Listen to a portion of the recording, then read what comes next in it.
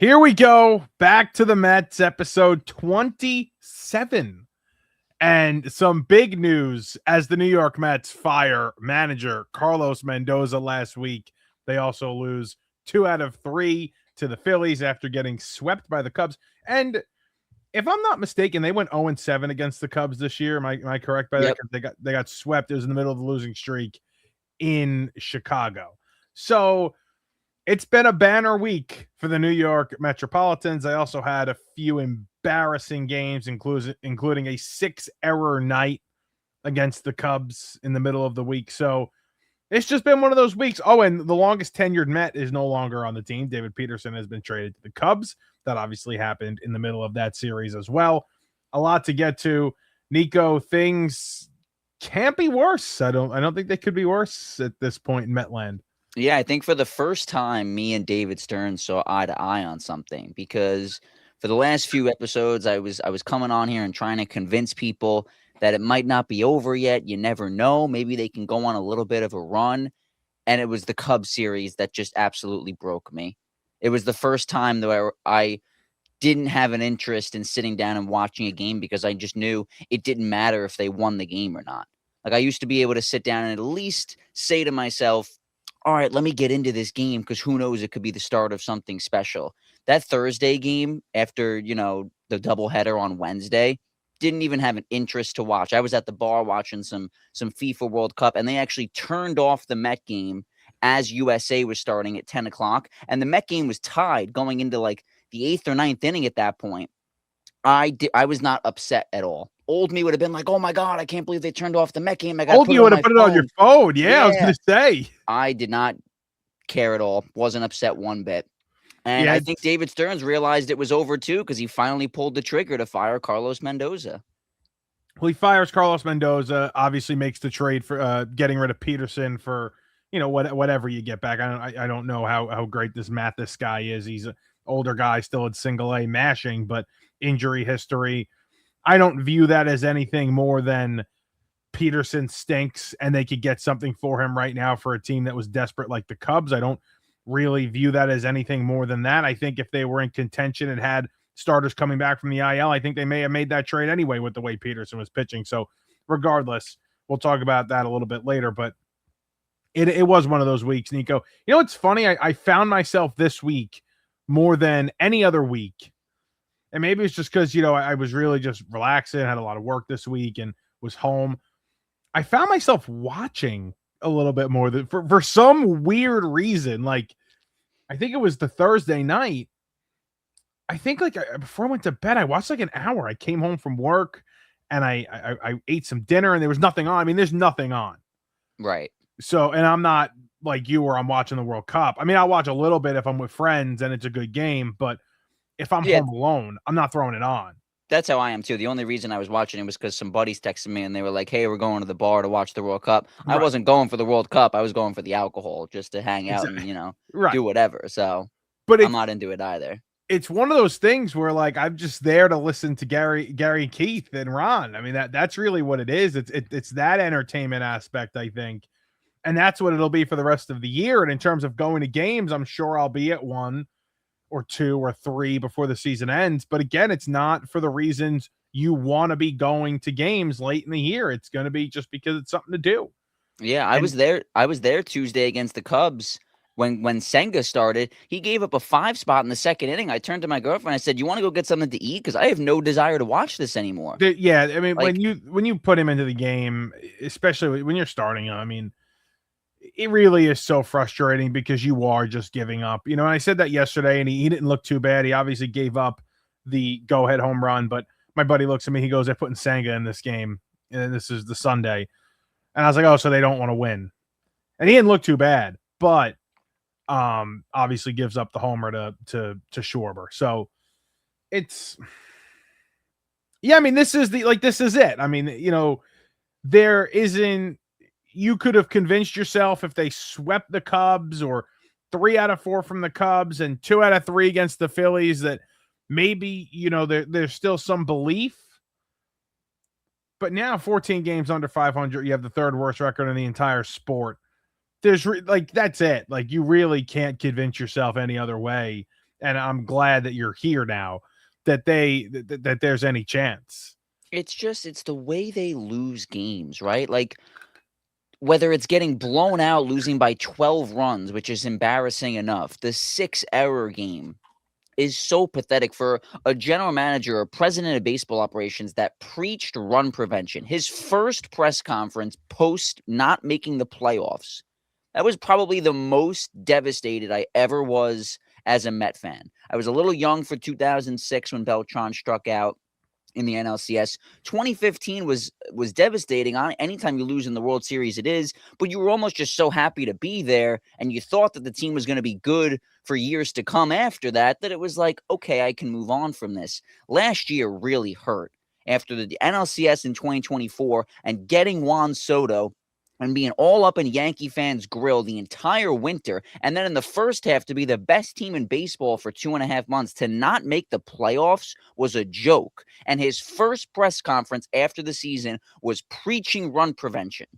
And now here we are 6 months later, and I'm watching a team make 6 errors. 6! My softball team doesn't even make that many in a game. I can't say that about my team. I can't say that about my team, but yeah, I mean, it's embarrassing. I'm just lost for, like, you're lost for words when you see that. And I don't know about you, like, the hater in me was kind of like, as that game's going on and you're getting the notifications and I mean, the amount of text messages I got that night, it was incredible. I mean, it was like, it was when they made like the 4th or 5th error, I think I got 3 or 4 messages from separate chats in a 1-minute span. Yeah.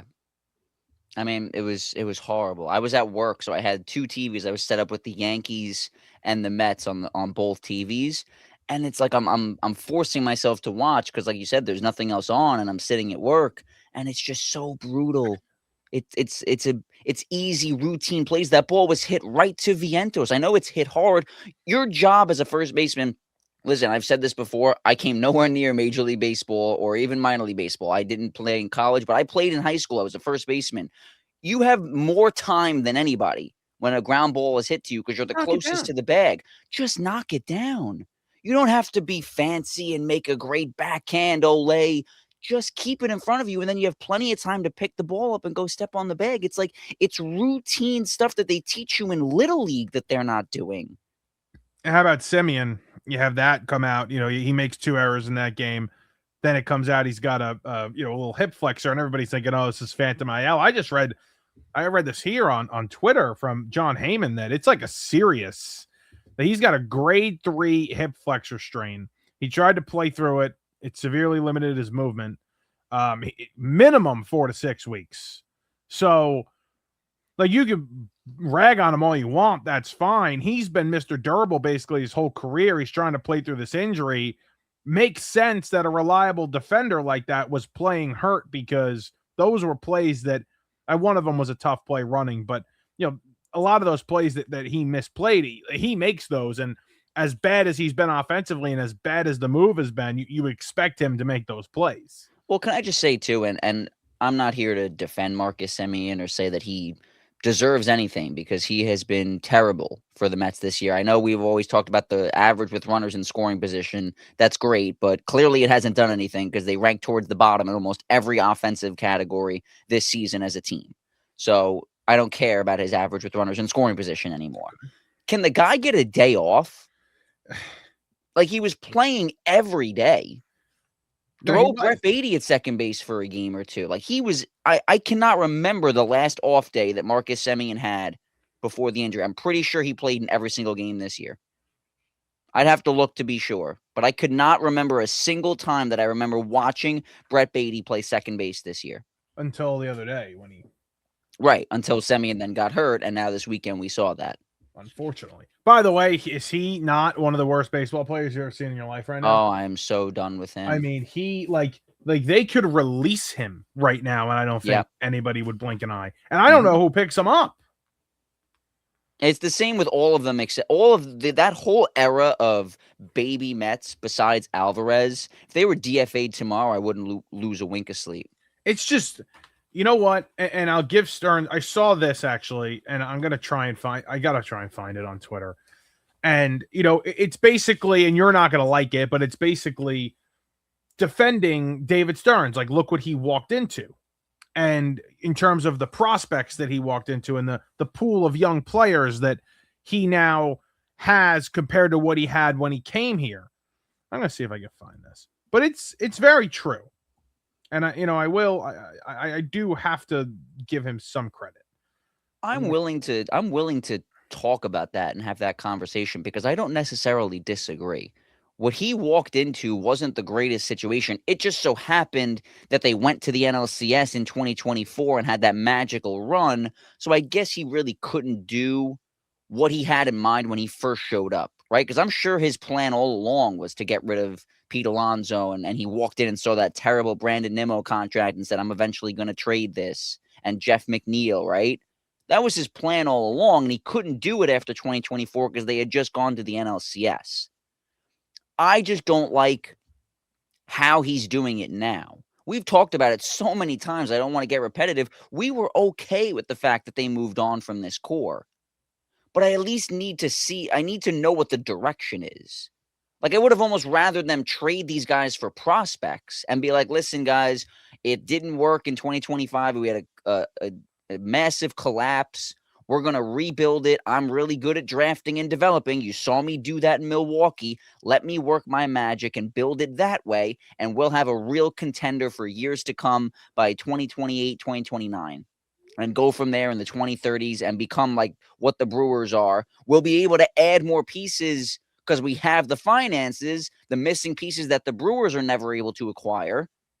But I'm going to build it through the draft. Tell me that. I'm totally okay with that. I have no problem. If you tell me right now that, Nico, you're going to have to wait 5 years, but in 5 years, your team's going to be a juggernaut for an entire decade. I'm good with that. I'm only 26 years old. Knock on wood. I hope I'm not going anywhere on this earth. I got plenty of time. I'll wait, but don't fool me and lie to me and be like, oh yeah, we're gonna go get Bo Bichette and all these guys and be a contender right now. No, you're not. Because now what's the plan? I can't even get excited for 2027 because all these guys are coming back next year. I'm praying that there's a lockout. I'm rooting for the Dodgers to win the World Series again. When you look at it like this, right? And these are the top 10 prospects in 2023. Okay.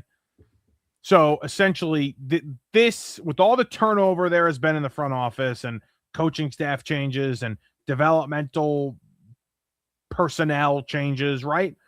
Like, this is not on Stearns. Okay. So let's go through it. Alvarez was the top prospect at the time. He has a 105 OPS plus. Okay. Alvarez is Alvarez, but that's number one, right? Mm-hmm. He's the top guy. He was the top guy. Right. Beatty is not a major league player. He's terrible. Kevin Parada still hasn't made the major leagues, and, really there's no hope. Alex Ramirez released. There was hope. Now there's not. Jet Williams, he traded Jet Williams. That one's on him, sure. Ronnie Mauricio's not a major league player. Blake Tidwell was traded, whatever. He wasn't really a big prospect anyway. He was not a big time player that was going to make a major impact. Vientos, we've talked a lot about Vientos. He's barely a major league player, not a starter. Dominic Hamill, he was DFA'd, and Ziegler, I've heard of him. I don't know his first name. He's still currently in single A. So that's what Stearns walked into when he first got here. So yeah, some of these guys like Nolan McLean and like Jonah Tong are not his draft picks, are not his guys. I understand that, but he didn't walk into something special in terms of young core. He's drafted a couple of those guys, right? Like Ewing, I think, is his guy. Benj, I know, is his first round draft pick. Like Ewing was 2023, so it wasn't his draft pick. He's in charge of developing him. Right now, he's in charge of developing him, but he didn't bring him in. Right. It's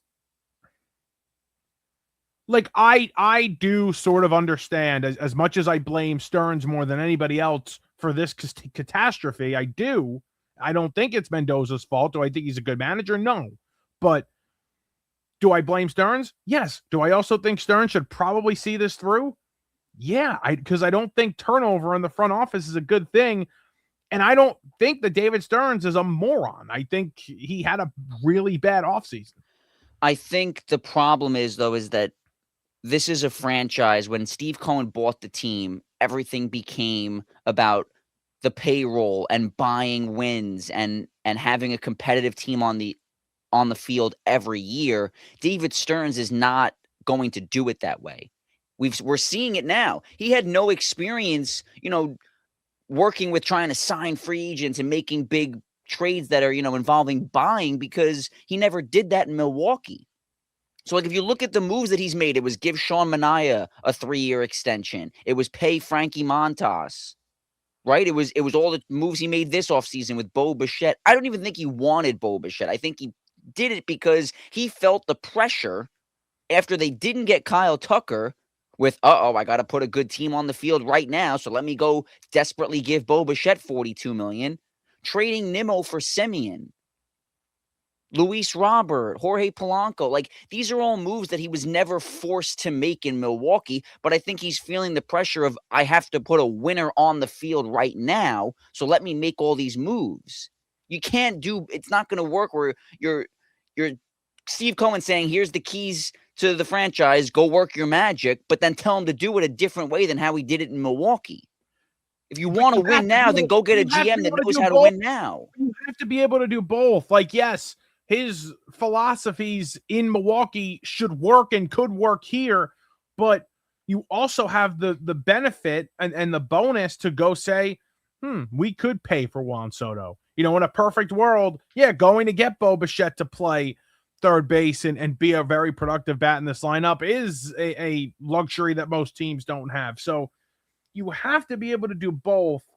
And I don't think he's doing a good job of that, because I just don't think he's picking the right players to spend the money on. But I also think that can change. I think that will change when, the pool of players becomes better in free agency, because this really wasn't a great free agent class. And he tried to do this on the fly, and he tried to replace so many guys. In a perfect world, you're not replacing that many major league players on one roster in one offseason. But he also doesn't know how to take into account, like, when you draft players, right? Obviously their personality and all that stuff matters, but you're not worried about that when you draft a player. In baseball, I know football, that's massive because they're in the NFL right away.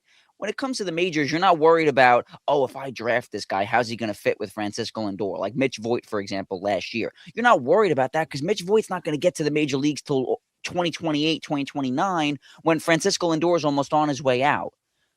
When you're signing free agents, those things matter. How someone handles the pressure of New York matters.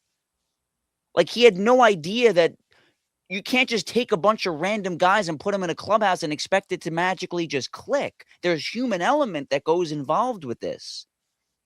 And in a perfect world, you're not doing that every offseason, and he's not going to be doing that every offseason. This was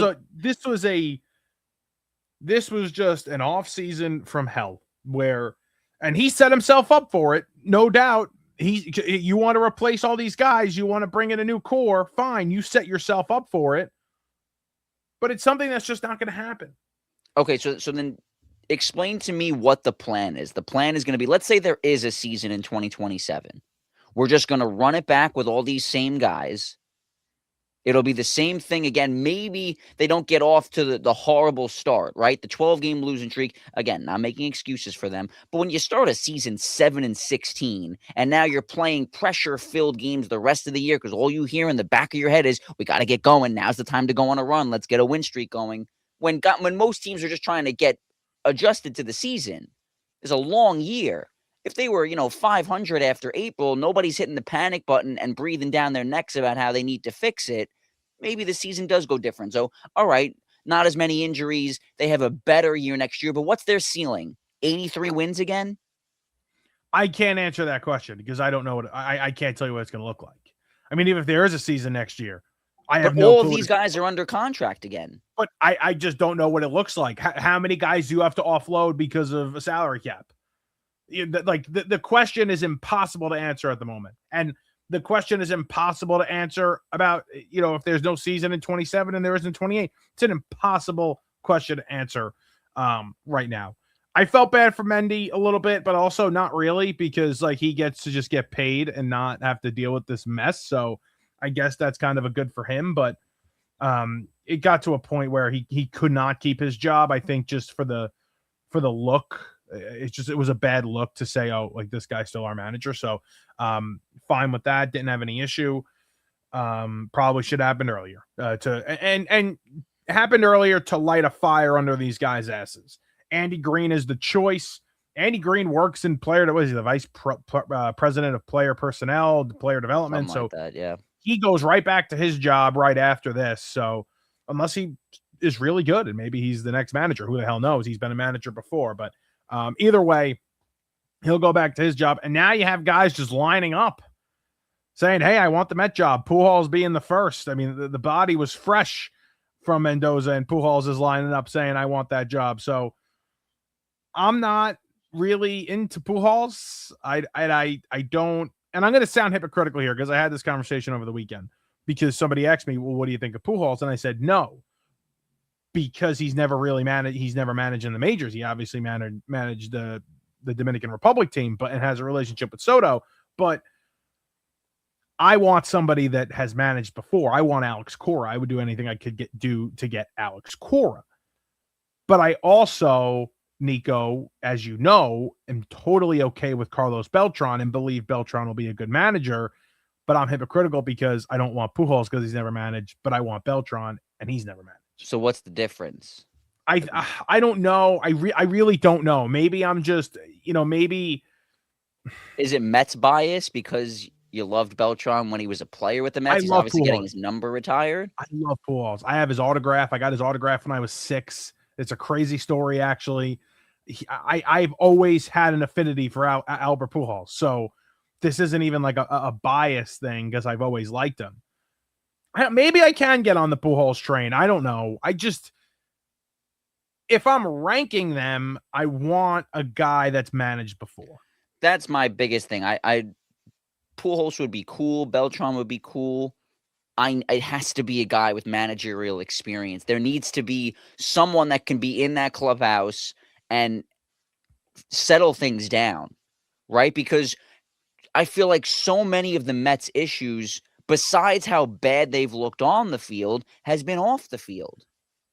But also with Beltran, that's a little different than anything else. Is Beltran played in New York. He played here. He played with the Yankees. He was going to manage this team at one point. Never did, but was going to. Knows the New York media. Has worked in the Mets front office now. So there is the New York aspect, and not that he's played in New York and he was a Met bias kind of thing, that he knows the city. He knows the landscape. He walks in and understands what he's going to be dealing with on a night-to-night basis, where Pujols, that's also going to take an adjustment. So, yeah, I'm actually keeping that. That's how I would rank it. Cora's won. Cora's done it. He's won at the highest level. He would be number 1 for me. Then it would be Beltran, and then it would be Pujols. Yeah, and then it would be David Ross, who's also throwing his hat in the ring, too. I want no part of David Ross. Okay, that's fine. I know he was a good clubhouse guy when he was with the Cubs, right? That was like a big part of their World Series. They love him. But he was the manager for the Cubs, and it didn't really work out. So their front office is also bad at the time. I don't want to go, and they're still kind of bad, but I don't want to go too in depth with that. But yeah, I listen. He's not a hot candidate. I think when push comes to shove, we can have these conversations, and it's a fun debate talking about who might work, who might not work. They have to do whatever it takes to get Alex Cora. But I don't think they're going to. But I don't think though. This is where Steve Cohen has to step in and be like, I will give him $20 million if I have to come coach this franchise. But you know what? And it's a different situation right now for sure. But Counsell was a weird story because he's from the area and the Cubs were like his dream job. So the Mets were going to have to overpay to get him. And the Mets ultimately said, no, we're not going to overpay a manager, even though it doesn't count against anything. We're not going to overpay for you because you want to go to Chicago. Just go to Chicago. Well, hopefully he learned his lesson. Right. That's the thing. Now you're in a different scenario. But the other thing that scares me is Alex Cora is going to want to come into a situation where he has a little bit of say, a little bit of power. And how much power is David Stearns willing to relinquish here? That would be that's my only question. I don't see why he can't, right? Why can't Cohen step in and be involved with that? Look at I'll give you an example, another sport, but right here in this town, look at the Giants. You think Joe Shane's still calling the shots? No, but Joe Shane had no say in who the Giants drafted 2 months ago. but It was David Stearns Arvell is Reese not Joe and it was Shane. Francis Mauigoa, and those were John Harbaugh's decisions. But Joe Shane is not even on the same level as, I mean, yes, bad offseason, but David Stearns is a very well-respected Not in this town, he's not. Everybody hates him. Within the league. I mean, it's different than Joe Shane, who could be fired tomorrow, and it doesn't really make a difference. I don't see why Cohen can't come in and be like, listen, you're going to keep your job. I'm not firing you, but you got to let Cora, have a say in what goes on here as well. Because I don't think Mendy did it all. Like Carlos Mendoza probably sat in his office and said, I don't really want to start Kodai Senga tonight, but I have no choice. That's not a healthy relationship at all. It's a little different when you don't literally have guys to start. But yes, I do agree with you that call is probably coming from the front office. But then they called up Zach Thornton and he pitched 6 innings, 1 run Friday night. So where was he? Right. No, I get it.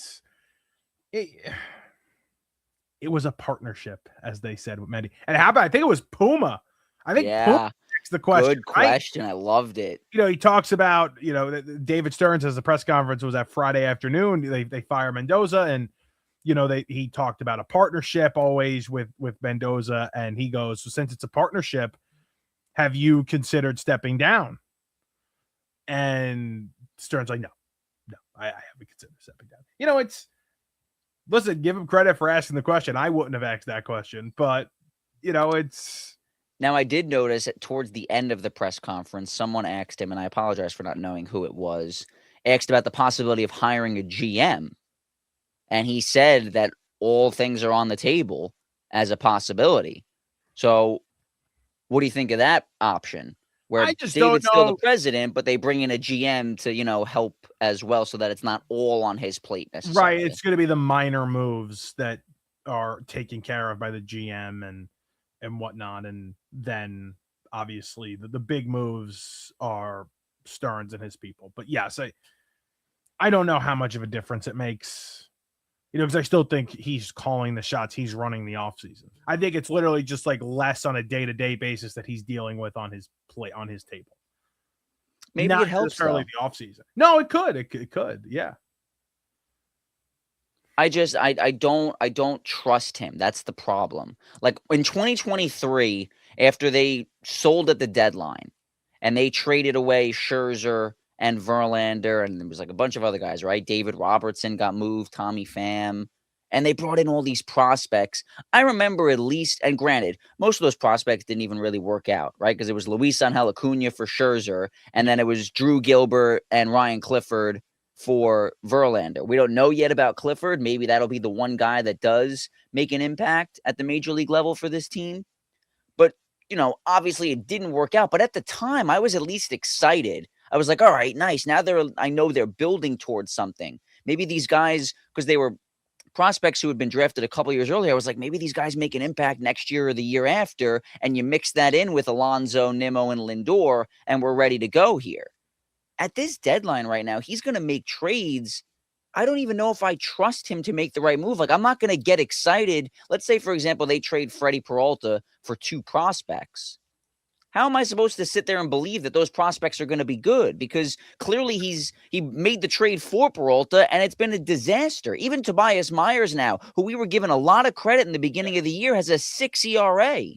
So how do I know that he's going to make the right moves? It's tough though to kind of make judgments on those trades anyway. Like, no matter who the general manager is, it's tough to make those judgments. But I understand your trust levels are down. I personally am fine and will be okay with whatever moves are made when they sell and who gets sold and what they get for it.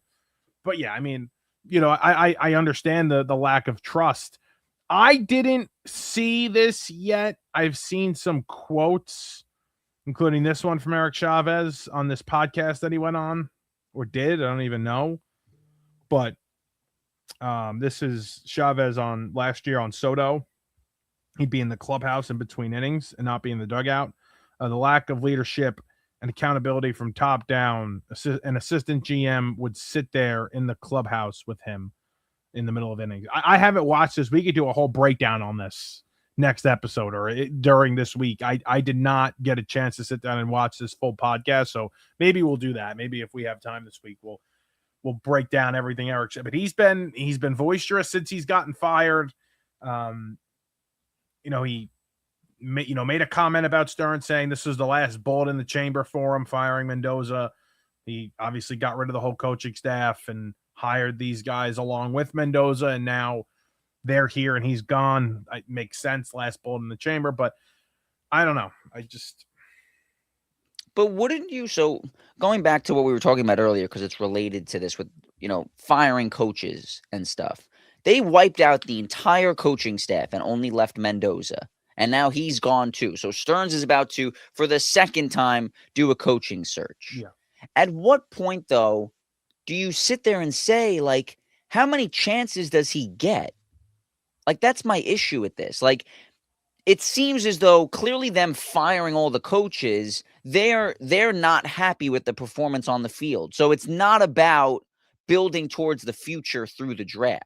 Because if that was the case, wouldn't they come out and say that to calm the fan base down? They got fans at Citi Field holding up "Fire Stearns" signs, and the guy's getting thrown out of the game by security. Apparently. Wouldn't Cohen come out and, I know, didn't he say that it was because the guy was being loud or whatever? Yeah, he was disrupting everybody. All right, but regardless, wouldn't Cohen want to come out and say, like, listen, guys, I know that the season hasn't gone well. This team isn't good. But that's not the end goal. We're worried about building towards something later this decade and even into the 2030s that's going to be great for years. Wouldn't you want to say that? Because if you just keep firing, if you keep firing coaches, that's giving the fans the thought that you want to win right now, and you're not. So you're angrily firing coaches and saying this isn't good enough. Then at that point, if the coaches aren't good enough, when do we sit here and say the general manager is not good enough? Doesn't it have to go hand in hand? You can't tell the coaches, you suck, so we're going to fire you. But then the owner tells the GM, oh, it's okay that we suck because we're not trying to win now anyway. If you're not trying to win now anyway, then why are the coaches getting fired? But I just don't think they're not. Like, I think they tried to win this year. Like, I just think they failed. I think they weren't good at it. I think they tried to win. It just didn't pan out. It didn't work out. I don't know. I get what you're saying. I do. Why does he get a pass? His job's harder than everybody else's. I think that's part of it. His job is the hardest out of everybody. So maybe that's why he gets the pass. I don't know. It's just, I think he has to stay. I don't think going through a whole other search along with a manager search now is the right move. And I don't think it's good for the future of the organization. I think this needs to work. And then if it doesn't work again in a year or two, fine. Then you get rid of him. Let his contract play out, though. But then that's the thing. I don't want him to hire a new manager, and then he gets fired after next year, and then the new general manager comes in and wants his own manager. We just saw that with Stearns. He came in and wanted no part of Buck Showalter. So then you fire that manager. I mean, who cares? It's not us losing our job. No, I know, but having a new manager every 2 years is ridiculous. We tweeted it out on our Twitter. There have only been 3 managers in the history of this franchise that have been there for at least 5 years. That's crazy. Davey Johnson, Bobby Valentine, and Terry Collins. Every other manager has been gone after 4 years, max. Recently, it's been gone after 2 years. Mendoza was the first one since Terry Collins to even make it into a third year. It's not sustainable. They can't keep doing this. So I don't want him to hire another manager and then he gets fired after 2027 if there is a season and they suck again. And then the new general manager comes in, wants his own manager. So here we go again, back around to hiring a new manager again. It's like, this is a never-ending cycle. Never-ending cycle. Chavez, Stearns was the wrong hire. He came from Milwaukee, built a great farm system, but didn't really accomplish anything. Who told Steve Cohen this is the next guy? I don't know. Chavez is obviously going to just bash everything now, so I'm not reading too much into what he says, but I do. None of us are in that clubhouse. It's all speculation from reporters and what you hear on podcasts and even what we say. It's all speculation. But I truly think that the issues that are going on in the clubhouse are just as important as the play on the field, because it's not a coincidence that besides 2024, when they had Iglesias and JD Martinez and everybody loved each other and it was great, they went to the NLCS. But then every other year, 2023, you had Tommy Pham talking about how no one cares enough. Last year, it was the rumors about the politics and how Lindor and Soto don't like each other. And that's why Nimmo got traded, because Lindor's wife and Nimmo's wife didn't get along and they couldn't sit in the same suite. And now it's bleeding over into this year with Lindor and Soto not being the best of friends and how it's all new faces and nobody gets along and everybody just cares about themselves. There's got to be... That's it right there. In the last 4 years, the only good year they had was when the locker room, everybody loved each other. The other 3 years, that wasn't the case. So I'm looking at it now saying this is just as important as the play on the field.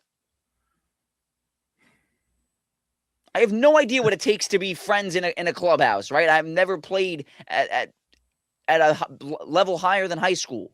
I don't know, but I'm just telling you from what I see on the outside, it's not a coincidence that the 1 year that they were good, everybody loved each other and they were all the best of friends. Well, they're not the best of friends and this team stinks.